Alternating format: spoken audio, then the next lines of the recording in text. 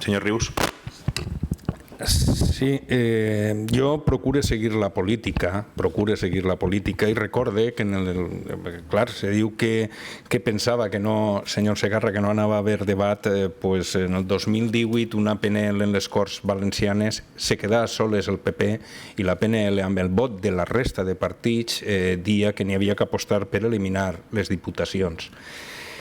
Les diputacions, efectivament, com vostè diu, es formalitzaren arran de la Constitució de Cádiz en 1812, però es formalitzaren en el 1833. Diuen en la moció que estan intactes des d'aquella època. Home, precisament a nosaltres no ens ho pot dir això perquè precisament Villena i Requena Utiel, històricament Múrcia i Castella, foren incorporades posteriorment al País Valencià. I sí, respon a una organització administrativa del segle XIX, vostè ho ha dit, fortament centralitzada, res a veure en el segle XXI. Es constituïren com a institucions de naturalesa política mitjançant les quals es duia a terme el control polític i econòmic dels municipis i es garantien les vinculacions de les forces vives al govern central. Les diputacions i el governador civil que la presidia, nomenat a dit, es convertiren pront en una peça essencial de la maquinària caciquil de l'època, font de prebendes i favors en el repartiment dels pressupostos públics. Comencem a entendre per què el PP ens presenta aquesta moció. Diu que ha hagut una campanya contra elles. Clar que sí, si l'han fet a vostès.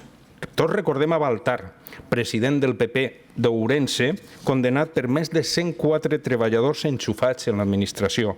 Un poquet abans, en el 2011, en el recompte, n'hi havia de 900 treballadors, 75 alcaldes del PP i 325 regidors del PP o familiars de primer grau. Això de 900. Ja s'ha apartat el senyor Baltar, però el substituís el seu fill, que sabrà que ja li han suspès per sentència 69 contractacions també per enxufisme. Vostès diran, no, és que això és un cas aïllat de Galícia. Se'n venim al País Valencià? Anem a presidents valencians. José Joaquín Ripoll del PP, en judici per corrupció. Alfons Rus, del PP. Algú sap la quantia? Me pot dir la quantia de casos oberts? És que jo no me'n recordo. Són 5, 4, 6... No me'n recordo. Carlos Fabra, del PP, ja condenat. I no és el passat. Vostès diran, no, és que això ja està passat. Fa uns mesos veiem el vicepresident de la Diputació d'Almeria, del PP, per corrupció, per la compra de material, entrar en presó provisional. No sé exactament si encara està o l'han tret provisionalment també de presó. No és un cas aïllat i puntual, no. És l'ADN del PP. Clar que el PP vol que continuïn les diputacions. Per vostès és igual el segle XIX que el segle XXI. No fa molt, l'any 2016, la Fundació Hay Derecho elaborà l'estudi més minuciós que s'ha fet mai de les diputacions titulat «Coste i utilitat de les diputacions provinciales claves para un debate necesario». Treball basat en precedents històrics, jurídics i econòmics. Anàlisi temàtic del seu cost i utilitat en base a dades de 38 diputacions. Poca broma. L'informe estableix que qui afirma que les diputacions no es poden suprimir perquè garanteixen serveis públics essencials no està dient la veritat. De l'estudi es desprèn que aquests serveis ocupen la 5a prioritat de la institució. La principal, els salaris i la pròpia estructura, el 37% de mitjana del seu pressupost. Els serveis públics bàsics, el 10,2%, 647 milions d'euros dels 6.358 del conjunt de l'estudi. Ixa és la realitat. I si són tan necessàries i imprescindibles per vertebrar, per què han tingut que generar 50 organismes autònom-administratius, 19 autònoms i 45 societats mercantils? A més, participen en 228 consorcis i conviuen amb 714 mancomunitats.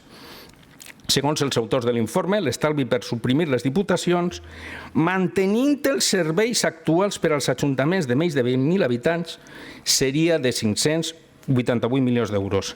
I a mig termini podrien ser el doble, 1.230 milions d'euros, degut a les conseqüències induïdes pel canvi de model.